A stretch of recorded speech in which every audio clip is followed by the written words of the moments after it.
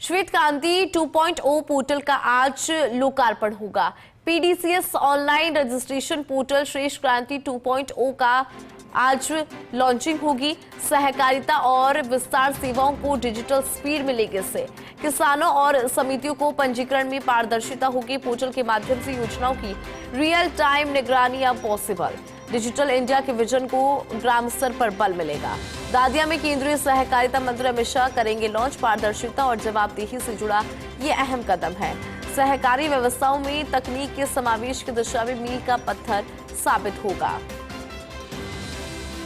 तो पारदर्शिता और जवाबदेही से जुड़ा ये महत्वपूर्ण कदम सहकारी व्यवस्थाओं में तकनीक के समावेश की दिशा में मील का पत्थर साबित होगा। श्वेत क्रांति 2.0 पोर्टल का आज लोकार्पण होगा। सहकारिता और विस्तार सेवाओं को डिजिटल स्पीड मिलेगी। किसानों और समितियों को पंजीकरण में पारदर्शिता मिलेगी।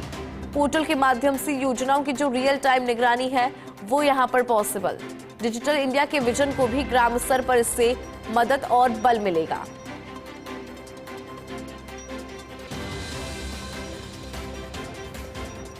ज्यादा जानकारी लेंगे एसोसिएट एडिटर निर्मल तिवारी जी हमारे साथ जुड़ गए हैं। निर्मल जी, श्वेत क्रांति 2.0 अगर बात करें इसकी तो इसकी लॉन्चिंग यहाँ पर होगी, कैसे देख रहे हैं इसे आप?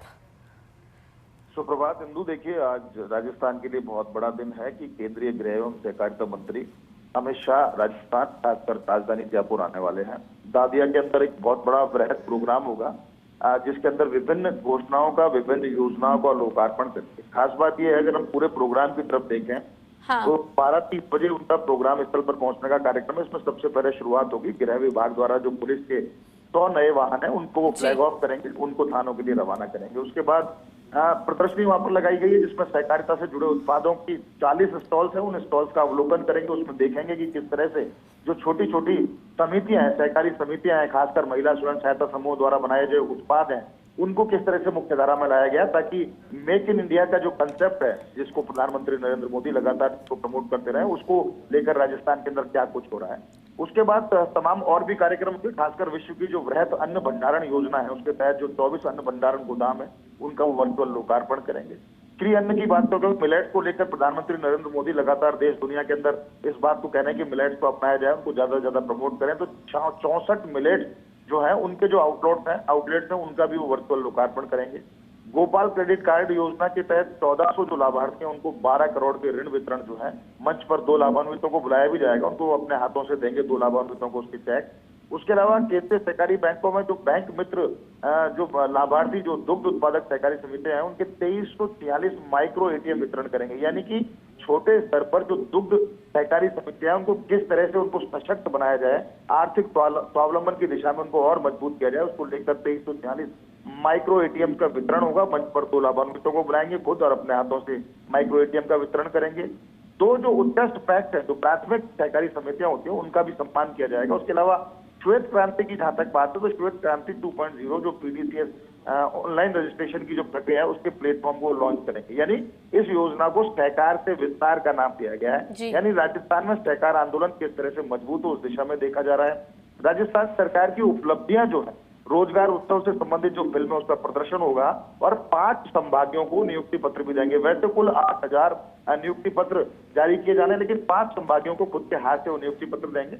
उसके अलावा सहकारिता और रोजगार उत्सव से संबंधित 4 जिलों के संभागियों से उनका संवाद का भी कार्यक्रम है जिसमें सीधे तौर पर संवाद करेंगे, उनसे पूछेंगे कि सहकार आंदोलन किस दिशा में बढ़ रहा है, सहकार से समृद्धि की तरफ राजस्थान में किस तरह के काम हो रहे हैं। पुस्तक का विमोचन भी किया जाएगा जिसमें पंडित दीनदयाल उपाध्याय गरीबी मुक्त ग्राम अभियान के तहत सफलता की कहानियों का इसमें संकलन किया गया है। वंदे गंगा जल संरक्षण अभियान के तहत सफलता की कहानियों का संकलन किया गया। इस पुस्तक को विमोचित करेंगे और इसके बाद उनका उद्बोधन होगा। तो निश्चित तौर पर मानिए कि राजस्थान में किस तरह से सहकार आंदोलन का विकास हो, सहकार से समृद्धि तक के लिए जो 70 इनिशिएटिव्स केंद्र सरकार ने लिए हैं, खासकर नरेंद्र मोदी के नेतृत्व में, प्रधानमंत्री के मोदी के नेतृत्व में, उनमें राजस्थान किस दिशा में बढ़ रहा है, उन तमाम बातों को लेकर, क्योंकि बात यह थी कि किस तरह से किसान को सशक्त किया जाए, उसको मजबूत किया जाए, उसकी आय को दोगुना किया जाए, किस तरह से किसान की पैदावार को उसको पूरा पैसा उसको मिले, पूरी राशि उसको मिले, बिल्कुल। बिचौलिए न हो किसी तरह के, सीधा उसके खाते में जाए, तमाम बातें हैं। और निश्चित तौर पर चूंकि सहकारिता मंत्रालय राजस्थान देश के अंदर बनाया गया, तो उसके पीछे उद्देश्य भी यही था कि सहकार से समृद्धि की तरफ ले जाया जाए, सहकार आंदोलन को मजबूत किया जाए, ताकि छोटे छोटे जो कामगार हैं उनको भी मुख्य धारा में लाकर रोजगार, उनके अवसर उनको मुहैया कराए जाए। तो कुल मिला के राजस्थान के लिए आज का दिन बहुत बड़ा है, जब केंद्रीय बिल्कुल।